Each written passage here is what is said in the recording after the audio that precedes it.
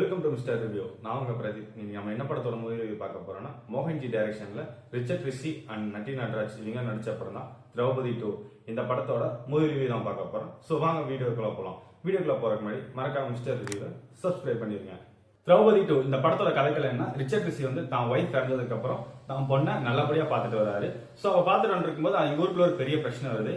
என்ன பிரச்சனைன்னு பார்த்தா, அவங்க ஊர் கோயில வந்து சீரமைக்கணும், அதுக்காக வந்து வெளியூர்ல இருந்து ஸ்பான்சர் ஒரு பொண்ணு வந்து நானே பண்ணி தரேன் இந்த விஷயத்த அப்படின்னு சொல்லி உள்ள வராங்க. அப்ப கோயிலுக்குள்ள போய் செக் பண்ணி பார்த்துட்டு இருக்கும்போது அவங்களுக்கு ஒரு சாமி வந்த மாதிரி ரிச்சர்ட் ரிஷி கிட்ட ஒரு பழைய காலத்து பிளாஷ்பேக் ஒன்று சொல்றாங்க. மதுரையில கில்ஜி படையினர் வந்து அங்க மதுரையில் இருக்க மக்களை வந்து மதம் மாறி சொல்லி டார்ச்சர் பண்ணி இது பண்ணிட்டு இருக்காங்க. சோ அது நடந்துட்டு இருக்கும் போதே துக்ளக்கோட ஆட்சி படையினர் டெல்லியில இருந்து இங்க வந்து மதுரை மக்களை டார்ச்சர் பண்ண வர்றாங்க. சோ இதனால வந்து ரிச்சர்ட் ரிஷி அந்த மதுரை மக்களை எப்படி காப்பாத்தினாரு அண்ட் துக்ளக் அண்ட் கில்ஜி படையினரை எப்படி கொன்றாரு. சோ இதான் இந்த படத்தோட கதைக்களமா அமையுது.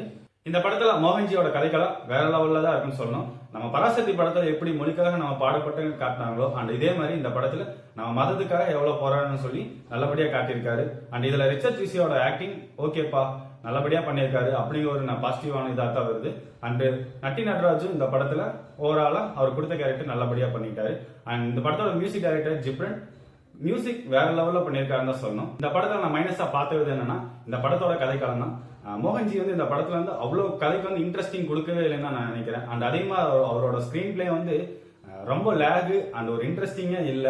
அந்த குழந்தை பிறக்கிற அந்த டைமிங் தள்ளி போறதெல்லாம் வந்து பார்த்தா ஜோசியத்தை வந்து நம்மளுக்கு மூட நம்பிக்கையை ஏற்படுத்தி கொடுக்குறாரோ அப்படிங்கிற சொல்ற விதம், ஒரு மதத்தை தாக்கி பேசின விதம் ஆட்டும். அண்ட் அது மட்டும் இல்லாம இந்த படத்தை ஒர்க் பண்ண ஆர்டிஸ்ட் வந்து ஒவ்வொருத்தையும் ஆக்டிங் வந்து பாத்தீங்கன்னா அவ்வளோக்கு இல்ல, ஒரு ஆர்டிபிஷியலா இருக்க மாதிரி ஃபீல் ஆகுது. நேச்சுரல் ஆக்டிங் மாதிரியே தெரியல, ஒரு ஆர்டிபிஷியலா சொல்லி கொடுத்து பண்ண எப்படி இருக்குமோ அந்த மாதிரி இருக்கு.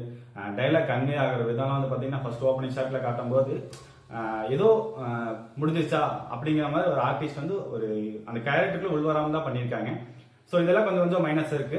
இதெல்லாம் கொஞ்சம் மாத்திருந்தாங்க உண்மையாலுமே இந்த படம் ஒரு நல்ல லெவலுக்கு வந்திருக்குன்னு சொல்றேன். ஸோ ஓவராலா இந்த படத்தை பார்க்கும்போது ஃபேமிலி ஆடியன்ஸ்க்கு இந்த படம் எதிர்பார்க்காம நீங்க போய் உட்காந்து பாத்தீங்கன்னா இந்த படம் ஒன் டைம் வாட்சபிள் மூவியா இருக்கும். நான் இந்த படத்துக்கு கொடுக்குற ரேட்டிங் 5/2.5. இந்த படத்தை பார்த்துட்டேன், நீங்க இந்த படத்தை பார்த்துட்டீங்களா? சோ படம் எப்படி இருக்குன்னு சொல்லி கமெண்ட்ல சொல்லிட்டு இருப்பாங்க. சோ இந்த மாதிரி மூவி ரிவ்யூக்கு மறக்காம மிஸ்டர் ரிவ்யூவை சப்ஸ்கிரைப் பண்ணிக்கோங்க.